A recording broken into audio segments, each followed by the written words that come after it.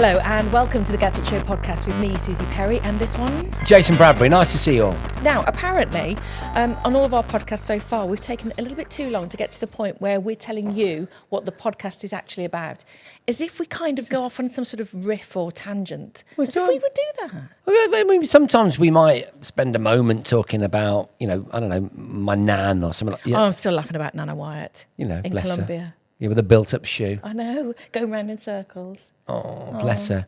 Yeah. Anyway, shall we get to the point? I think we sort of did that then, didn't we? That was maybe what they were referring to. We should perhaps move on. Anyway, we're going to be chatting to the lovely, lovely man sitting opposite us right now and discovering what tech has floated the Bentley boat this week. All aboard, ladies and gents. Mr. John Bentley Esquire is back in the podcast studio.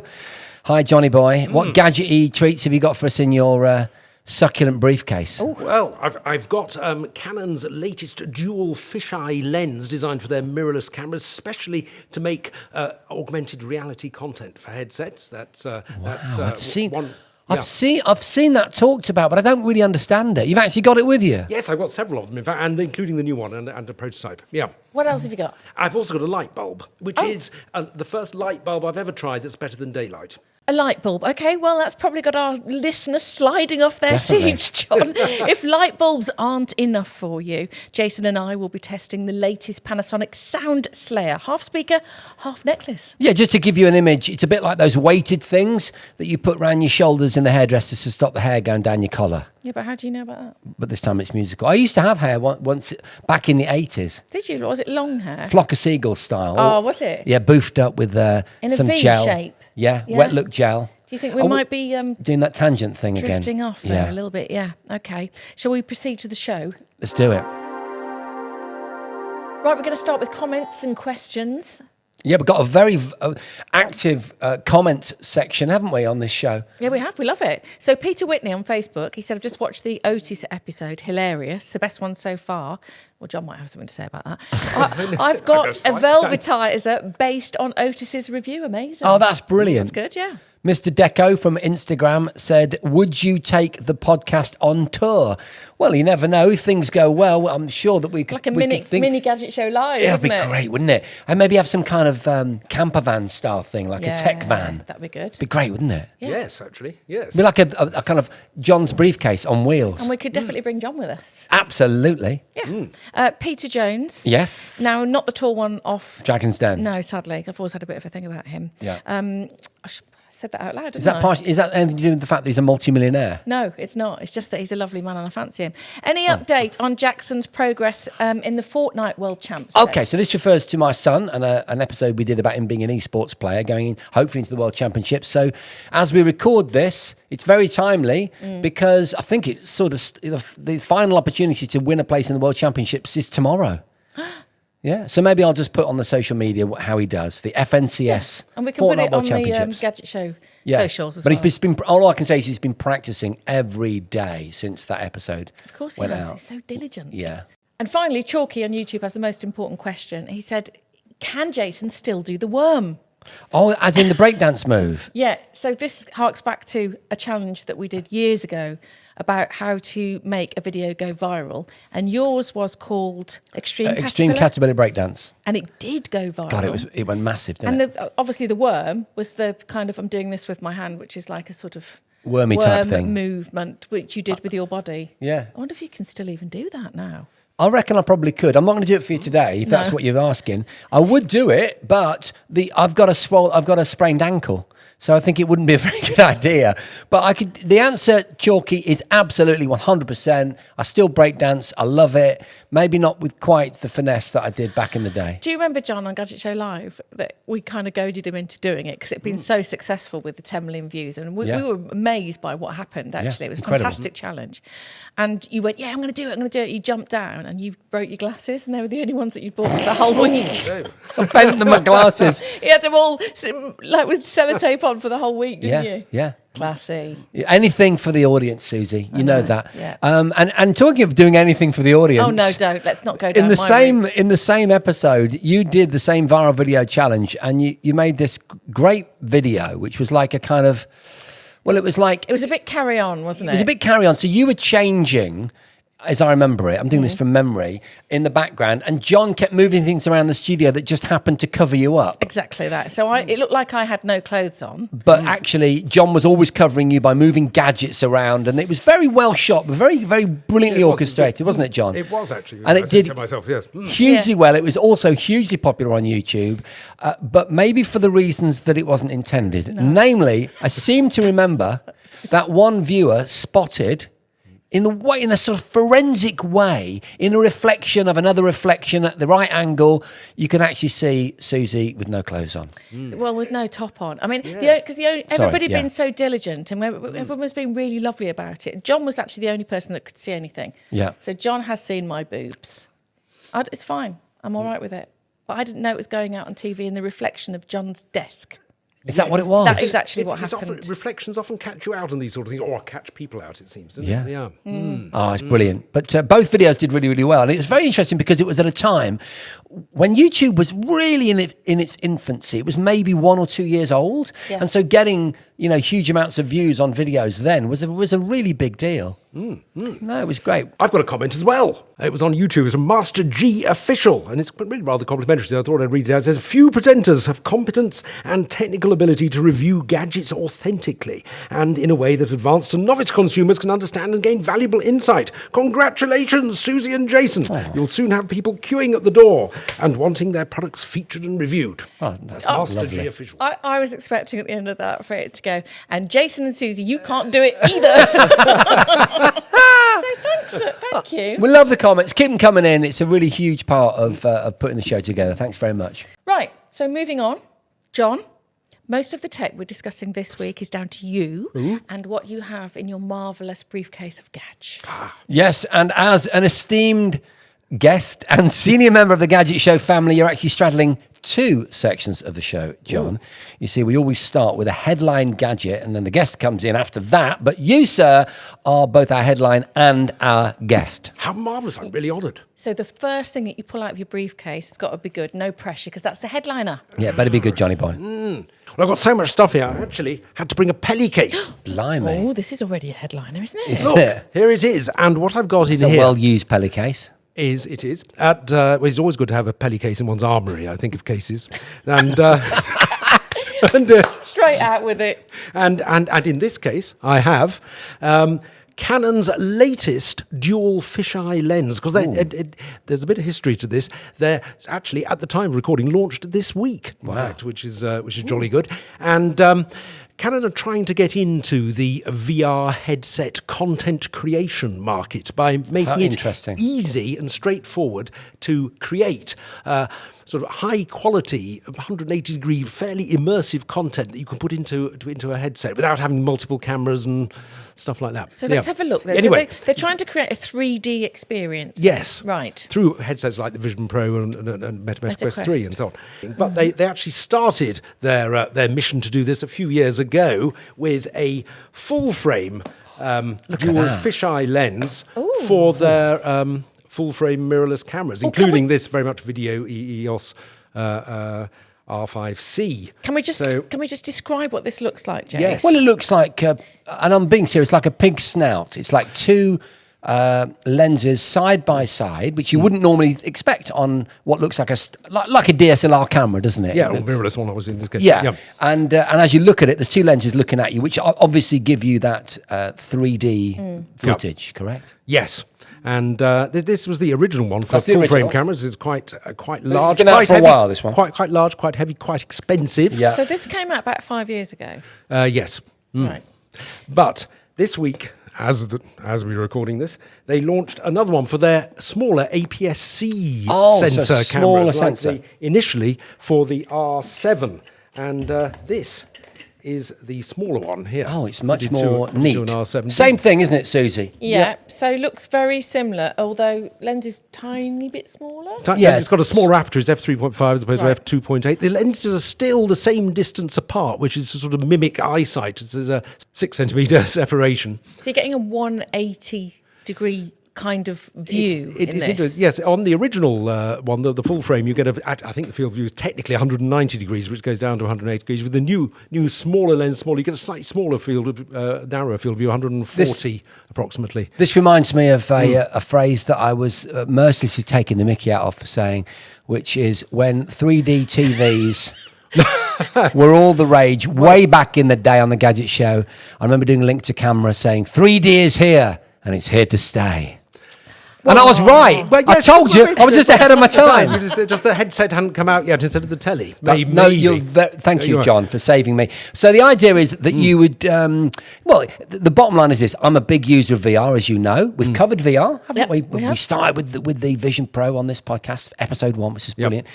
And obviously they've got what they call spatial video, haven't they? Which is a sort of, I'd say a less immersive version of what I'm guessing this offers. But you can do it with your iPhone.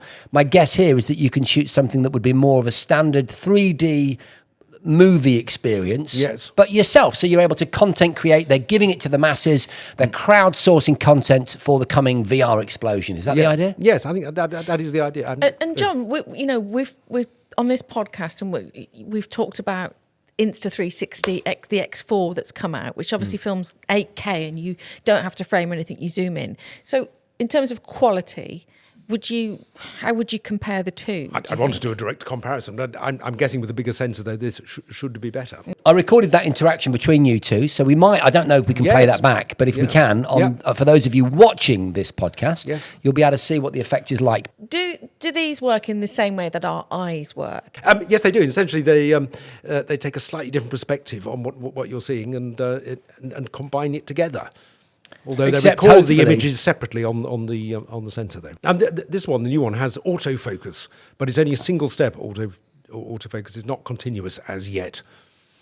It's interesting because it feels like the first faltering steps are being made to crowdsourcing content for the VR space. Yes. And how big is this market, and how important do you think it was for Canon to kind of take this step? Well, I mean, there's been a lot of comments around that it is very much a niche product, and should they be putting their development resources somewhere else, perhaps? But on the other hand, the counter to that is that certainly Apple are throwing a lot of weight behind it. It's a growing market, isn't it? And Canon, I suppose, want to try and own a bit of that if it really does take off, like Apple are predicting. I mean, Apple are working with them, and I noticed at WWDC they had that camera there quite a lot in there, and they also had the prototype one, which is coming up, which is a smaller version of that with two little lenses God, in you've got here. a third one. This is only a prototype, so it's not a functioning one at the moment. But that. So this looks very different. Who carries around a Canon prototype in their Peli Case? That's the 7.6 millimeter RFS f4. So just describe that one for us. So this is, I mean, it's clearly the evolution of this technology, Suze, because it's got a standard-looking lens screwed into the body of the camera, but when you actually look down the barrel of the lens, rather than seeing just a single circle, there are two. You're seeing double. There are two, you're seeing double, spaced, I'm guessing, at a similar distance in terms of ratio. But very neatly designed. Yes. Yeah. On first kind of glance, isn't it? It's very, very interesting. They must know something that we don't. Because this looks, to be honest, the other two, the precursor to the prototype you've got here, they do look a little bit bulky. They look industrial, don't they? Yes, I suppose. although maybe you'll appreciate still the bigger aperture, the greater separation, and so on. They need to have that size, but then you've got it in there. Yes, you've got smaller. I guess it's good to have two ways of doing it. Yeah, well, three. Right? Wow. Well, so definitely an area to watch, John, for sure. I think so. Oh, and by the way, on other photograph things, there's a new Harman film. Harman has in the name for Ilford, the traditional sort of black and white materials for analogue photography maker. And they launched, as I was saying in episode 2, a film called Phoenix, which was their first colour film. Which is, you need a lot more coatings in a colour film, and even their huge factory in Mobley and Cheshire didn't have enough capacity, but they're trying to make one. This is a new sort of very much their first feel into this in recent years, and I've got the results back. It's quite an unusual sort of colour. So what did you think to them then? I think they're quite distinctive. For instance, there's when you're using words like distinctive, I don't know whether you actually like them or not. A vintage shot of a Morris Minor. It looks rather beautiful. And that's Plasnuid in Llangollen, which I think on a moody day in the rain, I thought it suits the greenness of it quite well, I think. What do you not think? But it's just that was so like John Bentley, like you. It's like you doing an impersonation of you. Oh gosh, right. Well, that was a shop front in Ludlow. That was very nice. And You've taken a shot of a butcher's in Ludlow. there's a bit of Norman architecture. John, they're very Yes, They're beautiful, green. John. Seriously. There's a very green hue on all of them, isn't there? Yes, there's a green and a sort of orangey red seems to be the themes. You don't actually get the full colour spectrum necessarily. These are beautiful photographs, though. You've really done that film justice. I love right. it. The one on the Morris Minor, I'd have a print of that. It looks lovely. Oh, right. I'll send you it. Yes. That'd be great. Really, I think it's really, really beautiful. Because you've used words like it's distinctive and there's that Well, green it hue, is. but do you like the images? Do you?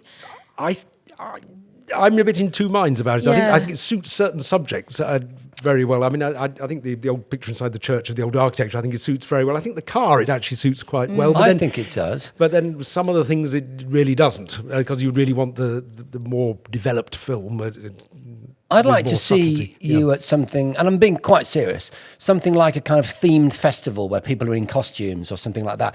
I'd like to see it do a portrait. It'd be really interesting to see what it would do. I have tried. Yes, I did do it. I haven't got them with me, but I did take a few shots of people. They're also quite distinctive. But I mean, they're very keen to point out this is almost a prototype film at the moment. There's a new generations coming. But I think it does have sufficient individual characteristics that are sufficiently attractive that it's worth continuing the journey. It's work in progress, and at the moment, it's very much suiting that retro feel. It is, of a and I'm right. photograph. Sorry, I'm right. I'm remembering it's their first foray into colour. Is that right? I think for many years, yes. Yeah. What else have you yes. got in your case? Well, what else do I have in my case? Well, it's a light bulb, actually. Oh, now you mentioned this at the start of the show, which I have to say, We were left a little underwhelmed. Let's be honest. it wasn't that inspiring, really. But it's the best LED light bulb I've experienced for use in the home, because I think it actually is the first one that I think is better than those, the old-fashioned tungsten bulbs. You're amazing. He's amazing.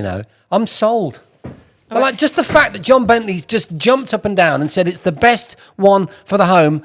That's it. It's called the Syrah Vivid. The Syrah is an American company set up by a 2014 Nobel Prize winner called Suzi Nakamura, who actually basically developed the white LED. You see, so he really knows what he's talking about. And what he's done was, I gave him an award once, but he already had a Nobel Prize. I'm sure that's been usurped by your award. No, I don't think so.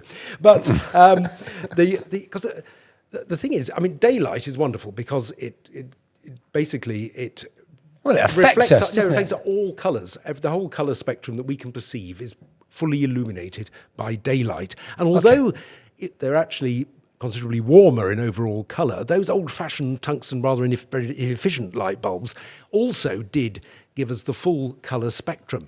And there are various... It was cosy. It's a warm feel. Well, there's that, which is part... And it affects your circadian rhythms. It has a biological effect on you when it's at the right...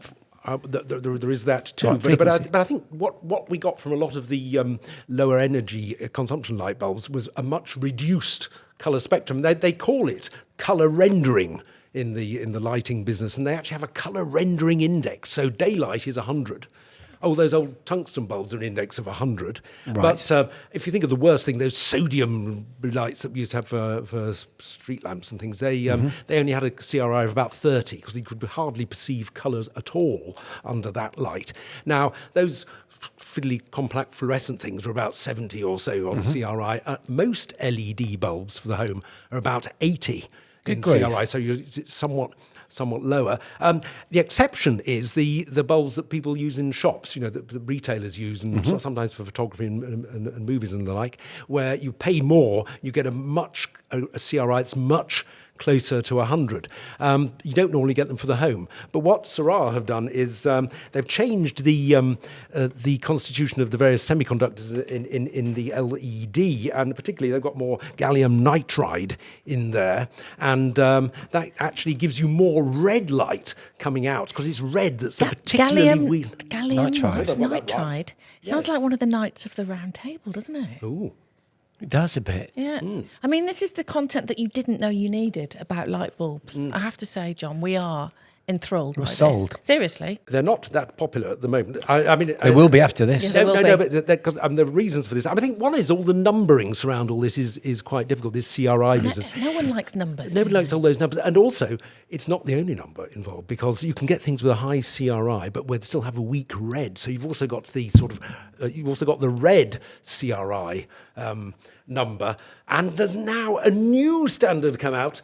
It takes account of even more colours to make sure you're even more accurately describing how good these bulbs are, and that's a TM30. And we won't go into that. Where does that sit on the TM30? I don't know. I'm going to say this is ever so complicated, isn't it? But it's fascinating.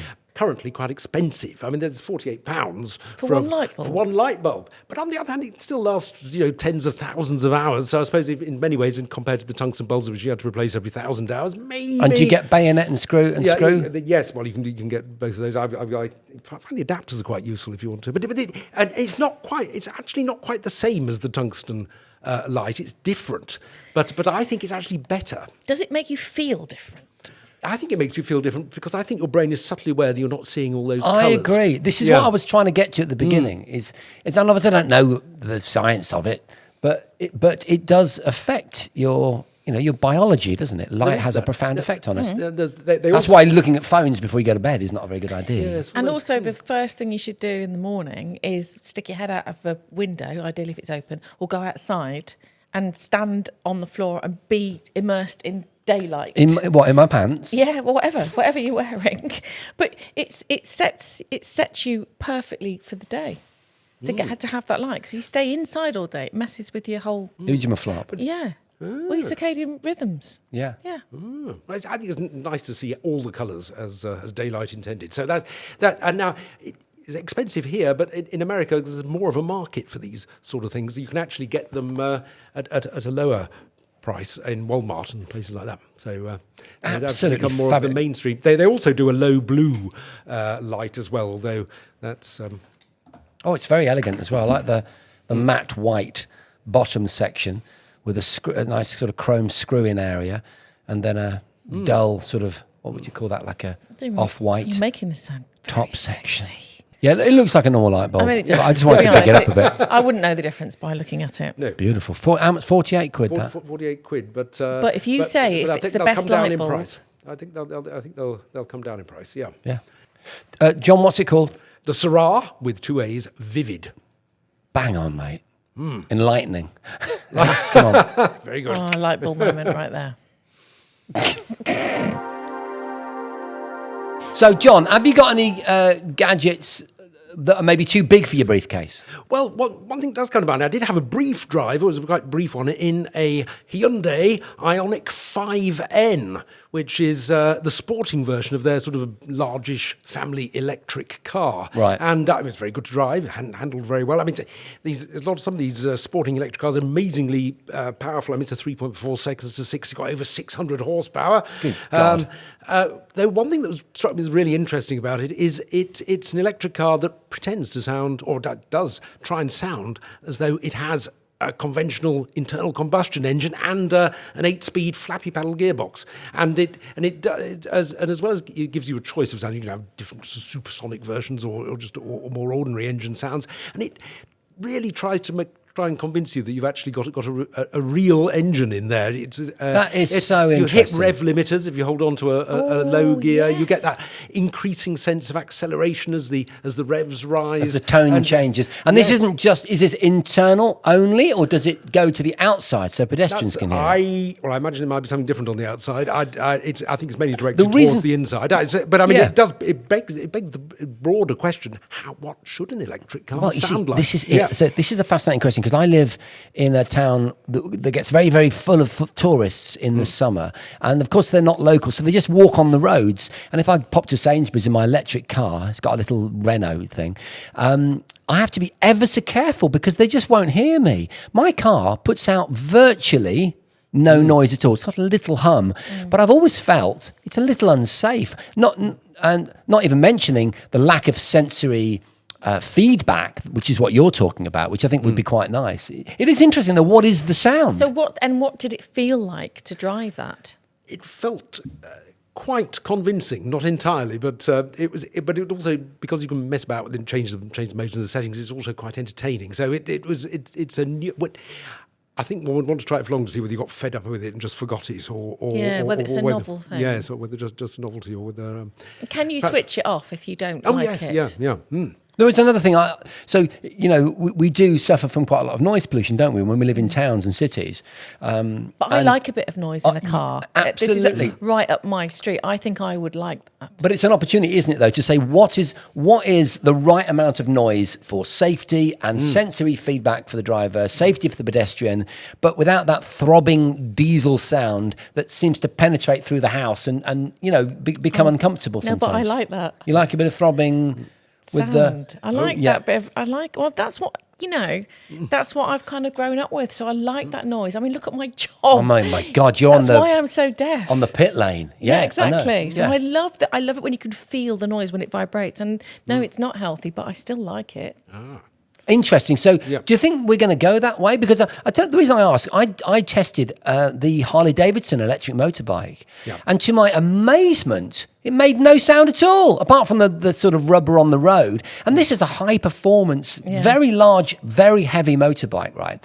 And I thought to myself, well, if I was Harley, I'd be talking to some really cool composer about doing maybe downloadable sound packs that maybe you even have to purchase for quite a lot of money. It would be a revenue potential. Yes, I mean, BMW have worked with Hans Zimmer on sound for cars, and I'm sure that's not the only example of that. So maybe it's going to be a thing?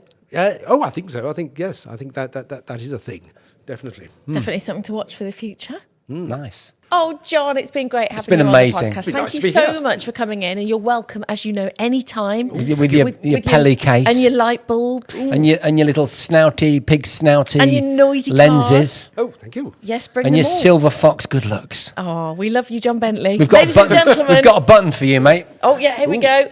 John Bentley! Well done, dude. Well done, Johnny boy.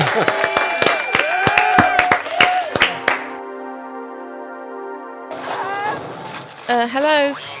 What are you doing? What is that noise? Oh, mate. Honestly, this is absolutely brilliant. One of the things that I love about the Gadget Show podcast is I'm not actually playing this on demo mode. It just looks like I am. I'm playing a game of Quake 2. What I love about the show is that sometimes a bit of tech pops up that I've never even heard of. And this is it. It's the Panasonic Sound Slayer. Yeah. All right? And for those of you listening, I'm wearing it round my neck. Like a, how would you describe it? It's like a horseshoe, isn't it? Like a horseshoe around my neck. It's like a sort of deflated travel neck rest. Like those thing, neck things you have when you go on an aeroplane. Yeah. And as you can probably hear, it gives you, and I'm going to say, a very convincing surround sound experience, which I've just reduced the volume of a little bit. And if you could reduce it a bit more. Okay, just bear with me. How's that? That's so much better. Okay. It gives you a very immersive surround sound experience in this Quake 2, which is what I'm playing right now. I chose the old school Quake 2 from ID Software because it's a very noisy game, but it's brilliant. And it also incorporates a microphone, so I could get on Discord, for example, and have conversations, or I'm guessing I could probably do some kind of meeting on it, but I think that would be a little bit pointless. The idea is that it's very emotive. You might be a bit distracted if that's going on in your meeting. I think there might be. Do you think they'd know if I sat on a train with this on? Would my fellow passengers notice? I think they would be very angry. So it comes with software that enables you to do a bit of jiggery pokery and to adjust the angle of the surround sound, things like that. But the truth is, I didn't even bother. I just plugged it in via USB, and it instantly configured automatically. The first game I put on it started working like that. It's brilliant. So this has been designed essentially by gamers for gamers, really? Oh, without a shadow of a doubt. I mean, fair play Panasonic, because I'm going to be honest with you, been there, done it with most gaming peripherals. It's not a brand new idea, but it's a relatively new concept. It's a spin on, either fully immersive headphones, which is what I normally use, and or speakers orientated on your gaming desktop. I love this. I feel free and I can talk to you with a reasonable level of volume, but were you not there and I turned it up, I'd be in the world of Quake right now. And I suppose in a way, not having headphones on for long periods of time is also good, isn't it? Yes, I'm terrible. I get in trouble at home because I keep my AirPods in my ears. I know you do. all the time. I'm just I forget they're even in there. Most people that don't want to wear headphones all day. Yeah, I think have it's good. I something think it's shoved in their probably a more ears. healthy solution. But from what I mean, I need to play a lot of games in my home setup. Clearly, I'm not there right now before I could give you the final verdict. But I've spent half an hour, 20 minutes playing with this. My immediate response, you could see by the excitement in my face, you could hear it in my voice. This is really good. It's emotional. I feel enveloped in the action. So positives and negatives. Obviously, it's very mobile. Very mobile. This particular variant plugs in via USB. I don't mind the fact that it plugs in. I don't mind the odd cable. There is a wireless version. It's just that this one is 130 quid, I think, and the wireless variant is around £300. You're paying a lot more for that, and it's got a little box that plugs into your computer. I think it uses 2.4 gigahertz Wi-Fi. I haven't used that one, but there is a wireless option there. The issue with the wireless option, though, I've heard, is the potential for latency. I don't detect any latency in this. I've played 3 different games on it, and I haven't detected any latency. So, this is good enough for me. 130 quid is comparable to a fairly decent set of speakers. Maybe that would be a better option for some people. I like the novelty of it. I think it's quite interesting. I like it when companies get out there and they try something different. And the build quality is nice. It feels rather comfortable. It's got fabric on the top, so if you rub your chin against it, it doesn't feel horrible. It's not rubbery or anything. And the sound quality is great. I mean, listen to that, Suze. Do you get any vibration from it? A little bit of tactile sort of sensory feedback, but nothing remarkable. I would just say that I just don't even want to chat. I want to listen to it. It's really immersive, Suzi. Can you hear that? Yes. I think you need to be the one in it. I can't hear what you're saying. Could you use sign language, please? Can we end the show, please? I've got to go and open a Fate and do a tombola thing tonight in Middle Earth in Wolverhampton. You go and open your Fate. I'll be here playing Quake 2. Okay. Come and get me when there's some free sandwiches. We very much hope that you've enjoyed this week's podcast. Look at that. No one's looking at that. Off. Switch it off, please. We need to close down the podcast. Can you switch it off? Switch it off. Sorry. Switch off. I thought you said something else. Yeah. That's what I meant.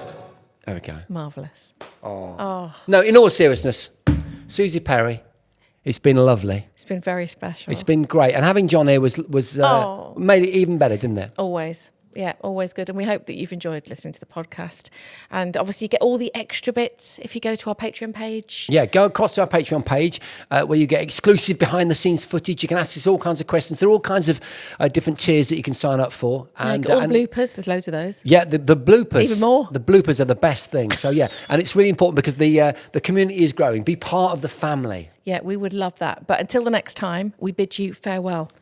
Ta-ra a bit. See ya. What? The Gadget Show podcast with Jason and Suzi was presented by Jason Bradbury and Suzi Perry off the telly. It was produced by Ewan Keel and Tom Clint and is a North One production.